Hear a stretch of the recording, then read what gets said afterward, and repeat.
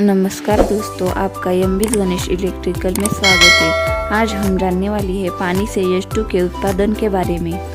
पानी से H2 के उत्पादन की एक नई विधि भारतीय शोधकर्ता एक अभिनव हाइड्रोजन निर्माण मार्ग लेकर आए हैं जो उसके उत्पादन को 3 गुना बढ़ाता है और आवश्यक ऊर्जा को कम करता है, जो कम लागत पर पर्यावरण के अनुकूल हाइड्रोजन ईंधन की दिशा में मार्ग प्रशस्त कर सकता है। अनुसंधान के लिए प्रयोग किया जाने वाला प्रायोगिक सेट एक ईंधन के रूप में हाइड्रोजन को हरित और टिकाऊ अर्थव्यवस्था की दिशा में बदलाव लाने में महत्वपूर्ण भूमिका निभानी है।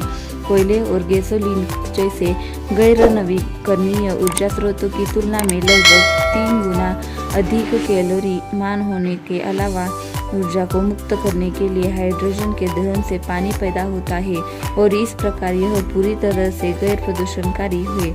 पृथ्वी के वायुमंडल में आणविक हाइड्रोजन की अत्यधिक कम प्रचुरता के कारण पानी का विद्युत क्षेत्र चालित विघटन हाइड्रोजन के उत्पादन के लिए एक आकर्षक मार्ग है।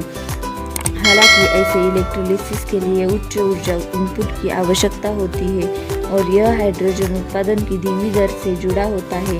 महंगे प्लैटिनम और इरिडियम आधारित उत्प्रेरक का उपयोग भी इसे व्यापक प्रसार व्यवसायीकरण के लिए हतोत्साहित करता है।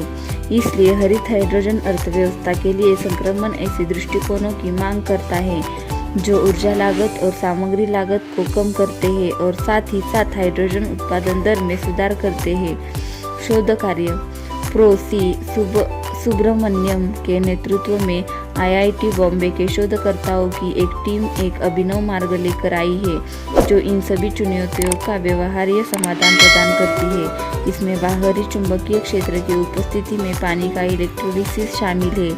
इस पद्धति में एक ही प्रणाली जो 1 मिली हाइड्रोजन गैस का उत्पादन करती है उसी समय में 3 मिली हाइड्रोजन का उत्पादन करने के लिए 19% कम ऊर्जा की आवश्यकता होती है।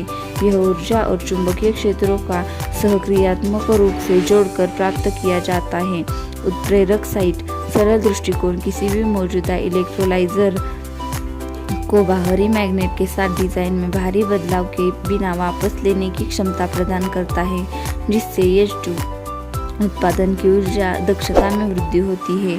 भागीदारी इलेक्ट्रोलाइटिक सामग्री कोबाल्ट ऑक्साइड नैनो क्यूब जो हार्ड कार्बन आधारित नैनो स्ट्रक्चर कार्बन फ्लोरोसेट पर फैले हुए हैं। इस प्रभाव को प्राप्त करने के लिए प्रमुख महत्व है और प्रौद्योगिक मिशन डिवीजन में ऊर्जा भंडारण कार्यक्रम के लिए विज्ञान और प्रौद्योगिकी सामग्री विभाग के समर्थन से विकसित किया गया था।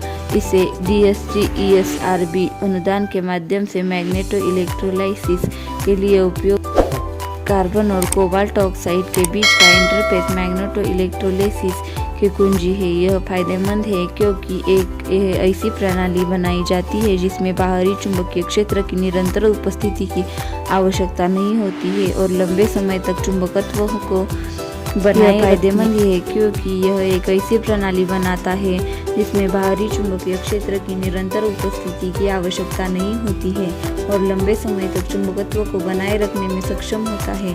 प्राप्त संवर्धन की परिमाण घनत्व में 650 की 50% की वृद्धि, आवश्यक ऊर्जा की 19% कम और वॉल्यूमेट्रिक हाइड्रोजन उत्पादन दर में 3 गुना वृद्धि अद्वितीय है। आवश्यक आंतरायिक चुंबकीय क्षेत्र में एक फ्री चुंबक के समान है जो प्रदान कर सकता है। इस मार्ग को मौजूदा इलेक्ट्रोलाइजर में सीधे डिजाइन या संचालन के तरीके में से भी बदलाव के बिना अपनाया जा सकता है। 10 मिनट तक के लिए चुंबकीय क्षेत्र का एक बार एक्सपोजर 45 मिनट से अधिक के लिए हाइड्रोजन उत्पादन की उच्च दर प्राप्ति करने के लिए पर्याप्त है। शोधकर्ताओं की आवाज़ प्रयोग के बारे में विस्तार से बताते हुए प्रो सुब्रमण्यम ने कहा, बाहरी चुंबकीय क्षेत्र का आंतरायिक उपयोग ऊर्जा कुशल हाइड्रोजन उत्पादन प्राप्त करने के लिए एक नई दिशा प्रदान करता है। इस उद्देश्य के लिए अन्य उत्प्रेरकों की भी खोज की जा सकती है। जयता साहा और रानादेव बॉल DST फंडिंग द्वारा समर्थित छात्रों ने बताया 0.5 nm C या H दक्षता के लिए एक बुनियादी इलेक्ट्रोलाइजर सेल को उत्प्रेरक को बदलकर और चुंबकीय क्षेत्र की आपूर्ति करके तुरंत 1.5 Nm3 या H क्षमता में अपग्रेड किया जा सकता है। Thanks for watching.